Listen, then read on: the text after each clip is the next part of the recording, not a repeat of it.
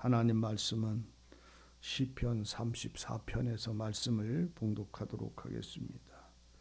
시편 34편입니다.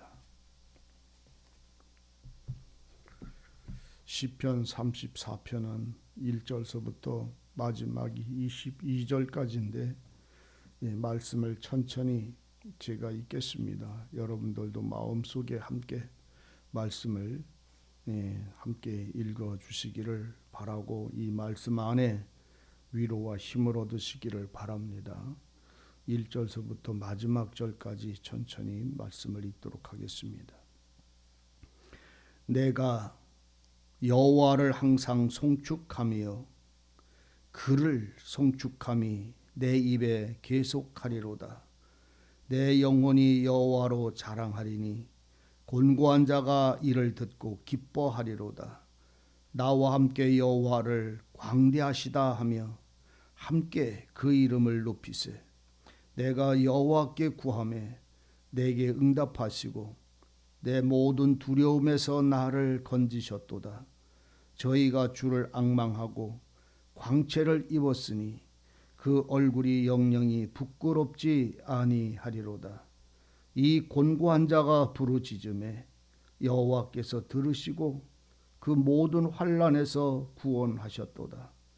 여호와의 사자가 주를 경외하는 자를 둘러 진치고 저희를 건지시는도다. 너희는 여호와의 선하심을 맛보아 알지어다. 그에게 피하는 자는 복이 있도다. 너희 성도들아 여호와를 경외하라. 저를 경외하는 자에게는 부족함이 없도다. 젊은 사자는 궁핍하여 주릴지라도 여호와를 찾는 자는 모든 좋은 것에 부족함이 없으리로다. 너희 소자들아 와서 내게 들으라. 내가 여호와를 경외함을 너희에게 가르치리라. 생명을 사모하고 장수하여 복받기를 원하는 사람이 누구뇨? 네 혀를 악에서 금하고 내 입술을 괴사한 말에서 금할지어다. 악을 버리고 선을 행하며 화평을 찾아 따를지어다. 여호와의 눈은 의인을 향하시고 그 귀는 저희의 부르짖음에 기울이시는도다. 여호와의 얼굴은 행악하는 자를 대하사 저희의 자취를 땅에서 끊으려 하시는도다. 의인이 외침에 여호와께서 들으시고 저희의 모든 환난에서 건지셨도다. 여호와는 마음이 상한 자에게 가까이 하시고 중심에 통회하는 자를 구원하시는도다. 의인은 고난이 많으나 여호와께서 그 모든 고난에서 건지시는도다. 그 모든 뼈를 보호하시며 그 중에 하나도 꺾이지 아니하도다. 악인을 죽일 것이라. 의인을 미워하는 자는 죄를 받으리로다. 여호와께서 그 종들의 영혼을 구속하시나니 저에게 피하는 자는 다 죄를 받지 아니하리로다. 아멘. 아멘. 이 말씀에 은혜를 얻기를 바랍니다. 제가 왜 이 말씀을 1절서부터 마지막 절까지 몇 절만 읽지 않고 다 봉독했느냐 하면 이 노래는 말 그대로 다윗의 노래입니다.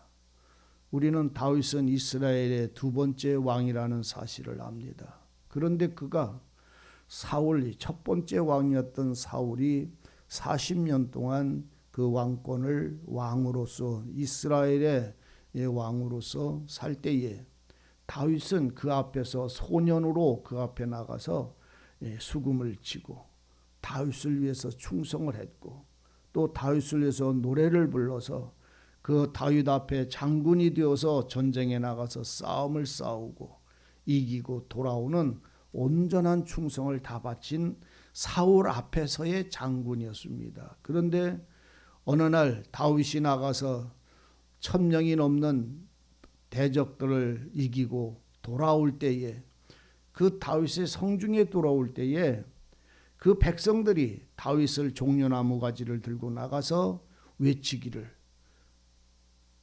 승리하고 돌아온 다윗을 향하여 백성들이 외쳤는데 다윗은 만만이요 사울은 천천이라 그랬어요. 왕은 종이 나가서 전쟁에 나가서 이기고 돌아오는데 그 성문에 들어오니까 백성들이 쭉 서서 사울은 천천히요 다윗은 만만이라고 소리를 지르는 소리를 듣고 다윗은 그날로부터 자기가 다윗보다 낮춰지고 값없이 여겨진다는 생각으로 시기와 질투가 벌어졌어요. 시기와 질투는 하나님이 가장 미워하는 것 중에 한 가지입니다. 시기는 남이 잘 될 때에, 나보다 남이 잘 될 때에 벌어지는 게 시기입니다. 내가 저 사람보다 나야 되는데 딴 사람이 이 사람을 칭송할 때에 시기심이 발생을 합니다. 남이 저 사람을 위로해 주면 나는 내가 더 위로를 받고 더 알아줘야 되는데 그거를 안 알아주고 딴 사람이 더 높아지면 시기하는 겁니다. 질투는 무엇입니까? 또 비슷한 거예요. 질투도 무슨 뭘 가지고 있냐면 질투는 내가 더 사랑을 받아야 되는데 저 여자가 더 사랑을 받아. 그러면 그것에 대하여 질투가 그 속에서 벌어집니다. 더 많이 차지하고자 하는 욕심에 다른 사람을 더 많이 그 사랑을 받을 때의 옆에서 그 속에 그것이 싫어서 나오는 마음을 질투라고 그럽니다. 시기랑 질투랑은 약간 차이가 나는데 시기는 딴 사람이 나보다 더 잘 되고 더 많이 받고 더 많이 위로를 받고 더 많이 힘을 얻고 인정을 받으면 나오는 것이고, 질투는 사랑하는 여인이 나보다 저 여자를 더 사랑할 때 나오는 그 질투를 비유적으로 표현을 합니다. 그런데 다윗은 이것이 사로잡혔어요. 나는 왕인데 어찌 나를 앞세우지 않고 누구를 앞세워요? 다윗을 앞세웁니다. 그러니까는 그 백성들의 찬송을 듣고 저거 내비두면 저기가 높아져서 저놈이 내 왕권을 위협할 수 있겠다 싶어서 그 다윗을 그날로부터 죽이기로 결심을 하고 쫓아다니는데 수십 년을 쫓아다닙니다. 근데 그 와중 속에서 다윗이 지금 이게 왜 이 노래를 지금 부르느냐면 다윗이 이 노래를 부르는 이 은혜는 바로 사울이 창을 던져서 죽이려고 하는데 비꼈어요. 그리고는 도망을 갑니다. 도망을 가다가 아비멜렉이라고 하는 다른 나라의 국경을 넘어서 다른 나라로 피신을 해갔어요.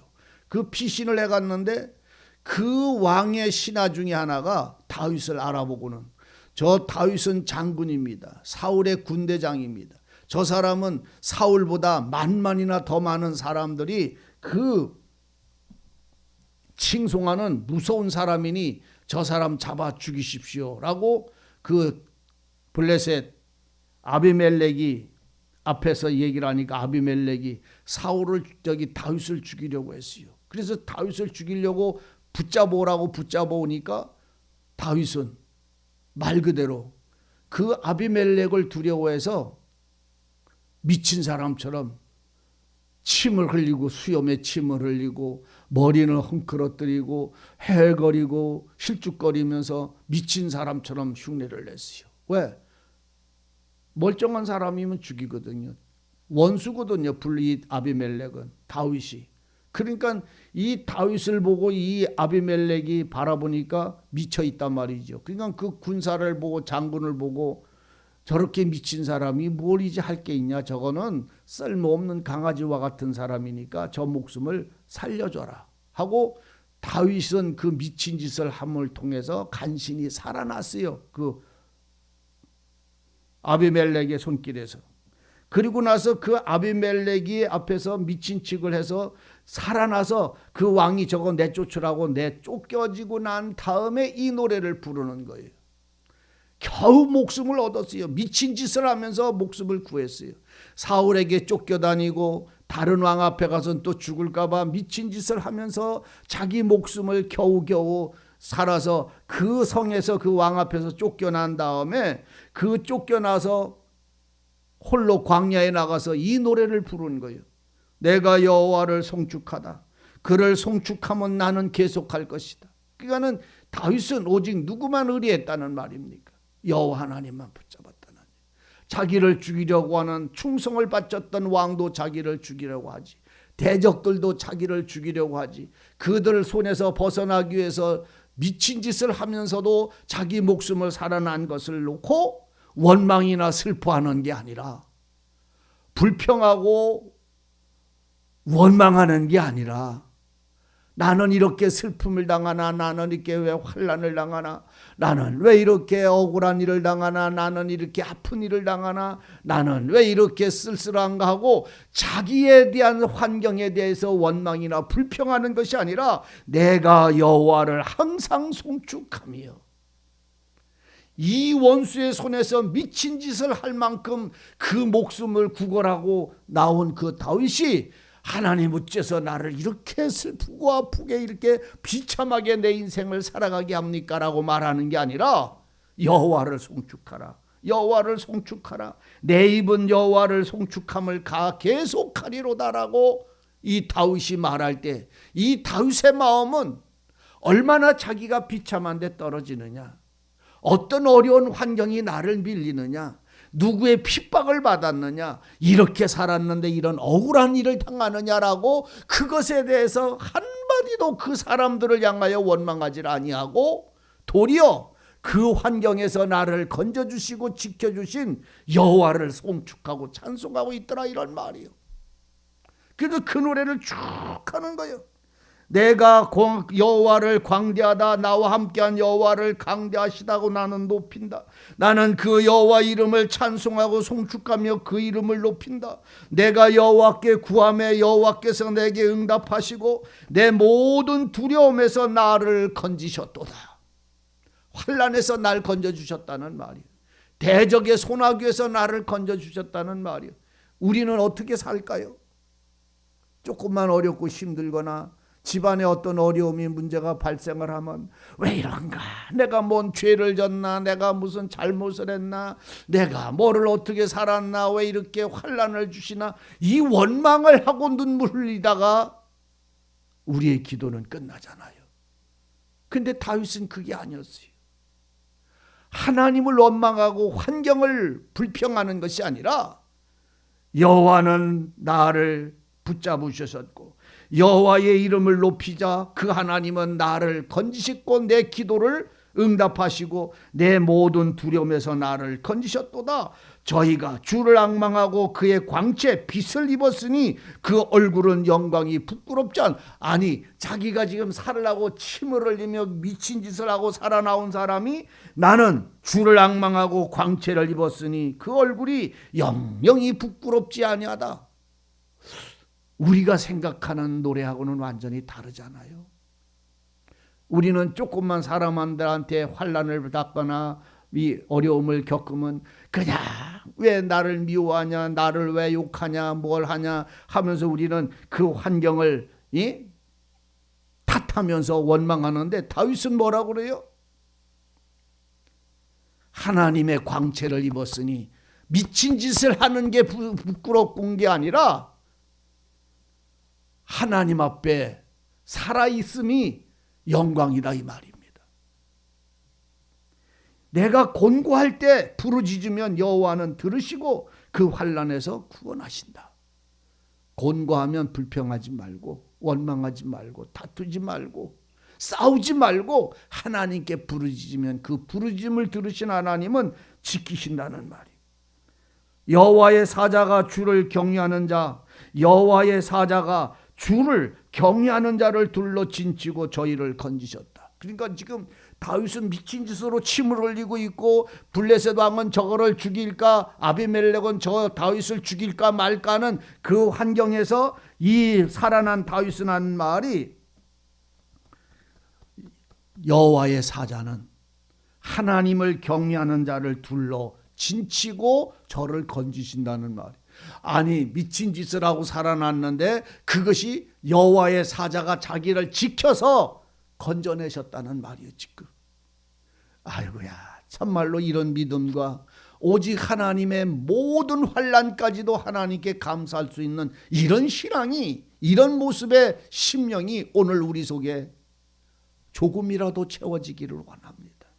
여러분, 불평하지 마십시다. 미친 짓을 하고 살아날 수 있도록 하시는 것조차도 하나님이 천사를 보내서 지켜주셨다는 말이에요. 하나님의 손길을 바라보고 그분만을 의뢰한 그 모든 것에 내 삶이나 내 환경이나 내 형편을 도리어 하나님이 나를 지켜서 그 속에서 내가 살아가도록 은혜를 주셨다는 말이잖아요. 젊은 사자는 궁핍해서 배가 고파 죽을는지 모르지만 여호와를 경외하는 자는 부족함이 없다. 아이, 도망간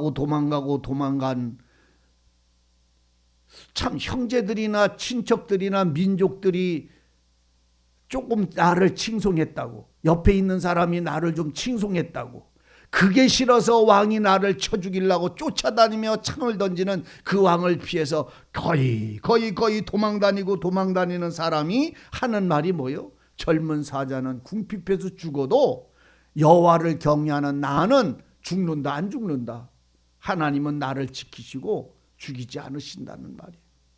젊은 사자는 궁핍해서 줄일지라도 여호와를 찾는 자는 좋은 것으로 부족함이 없도다.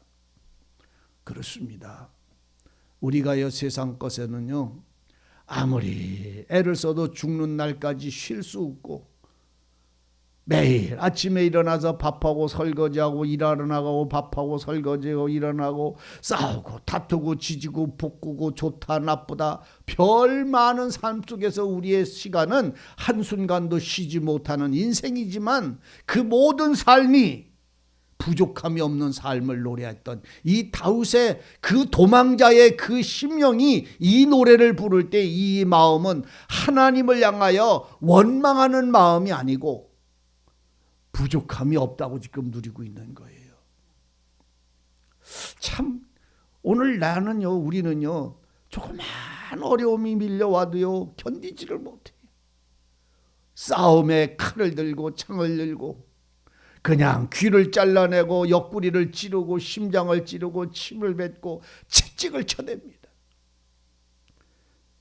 근데 치는 사람이 되지 말고 매를 맞으면서도 하나님을 찬송하고 이렇게 살게 하심에 그 여호와는 내게 부족함이 없다고 노래하는 이 다윗의 마음을 오늘 여러분 한번 깊이 말씀을 묵상해 보세요.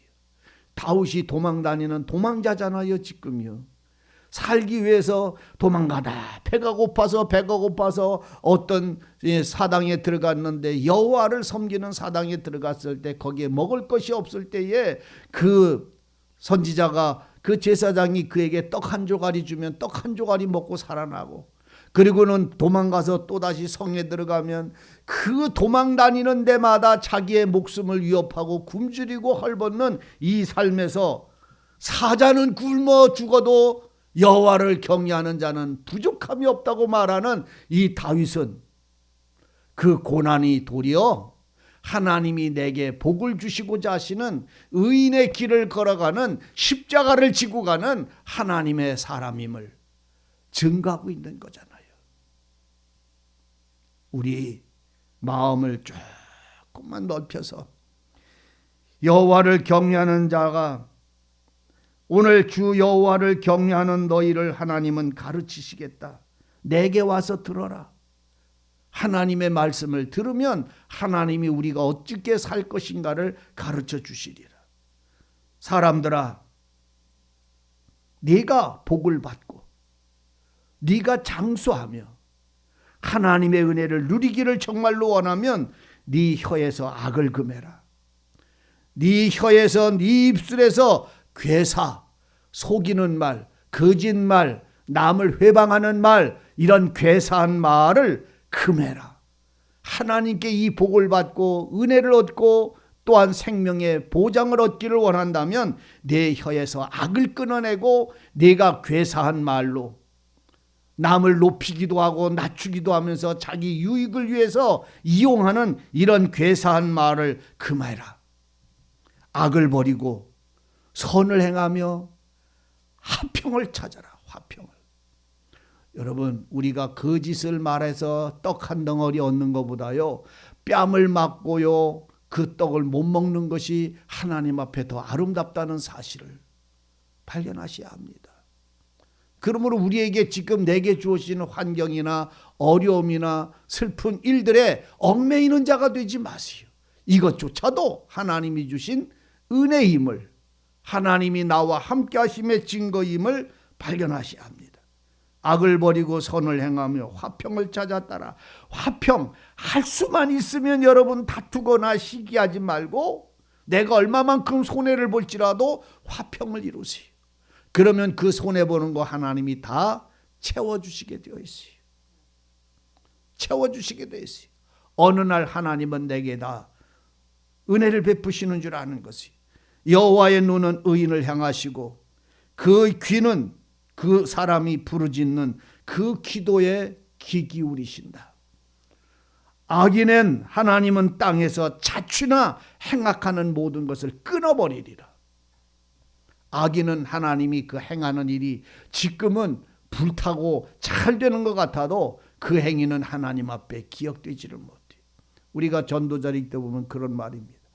악인이 잘 돼가지고 막 깔깔깔거리고 만족해서 웃는 거 그냥 즐거워하는 마음은요, 솥아래서 불타는 가시나무 소리와 같다고 표현을 합니다.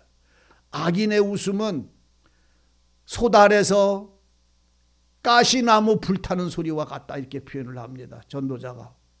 무슨 말이냐면 악인은 자기는 잘 됐다고 즐거워서 깔깔거려도 그거는 불타버리는 소리라는 말입니다. 그 웃음은 멸망하는 소리지 기쁨의 소리가 아니라 말입니다. 그런데 의인은 하나님이 모든 환난에서 건져주시겠다.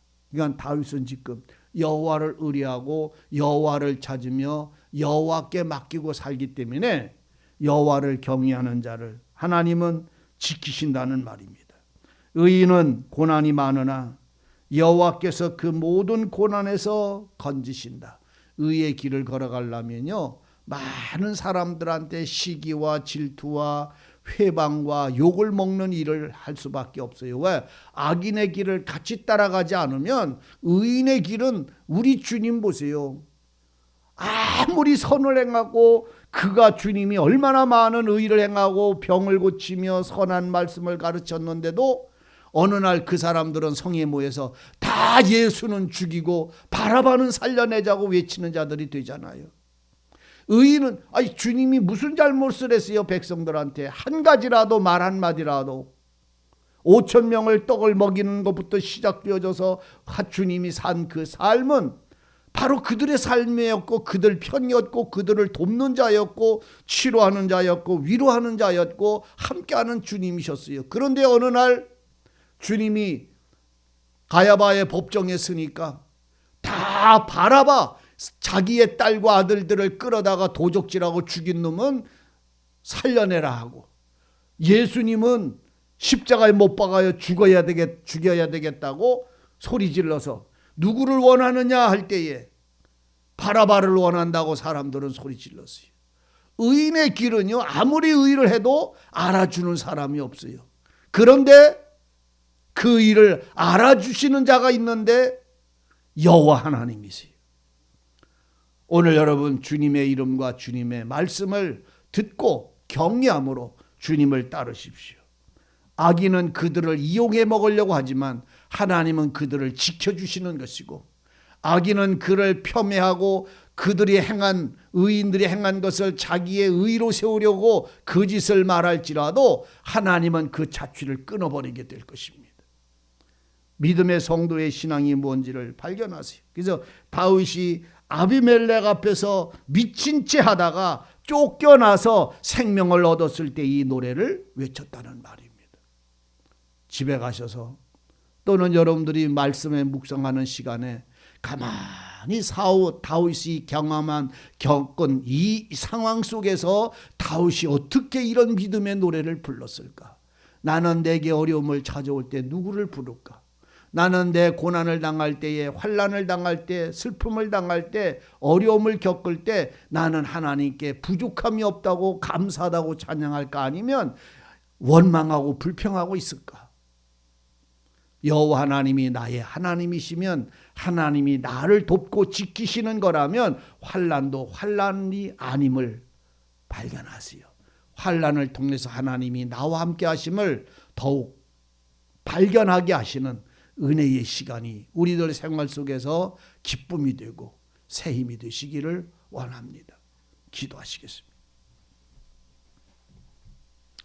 은혜의 하나님, 우리의 마음과 육신은 약하여 우리의 입술과 우리의 발걸음은 연약해서 날마다 뒤를 돌아볼 때가 많이 있습니다. 아버지 하나님, 우리 마음에 지혜를 주시고 새 힘을 주셔서 이제까지 지내온 것이 하나님의 손길의 은혜요 하나님의 사자들로 지켜주심의 은혜임을 우리로 알게 하사 우리 마음에 주님을 향한 감사와 강같은 평화가 흐를 수 있도록 함께하여 주옵소서. 우리가 먼저 주님을 향하여 엎드려 기도하고 주님의 은혜로 인하여 모든 이웃들과 사랑하는 자들을 위해 손을 내밀 수 있는 참된 은혜로 새 힘을 주옵소서. 우리의 말과 우리의 입술이 하나님의 은혜를 찬송하는 복된 은혜로 넘치게 하여 주옵소서. 오늘도 우리에게 말씀해 주시고 모든 길을 인도해 주셔서 하나님이 나와 함께 하심을 보게 하시고 누리게 하시고 평안 속에 나갈 수 있도록 인도해 주옵소서. 예수님의 이름으로 기도하옵나이다. 아멘.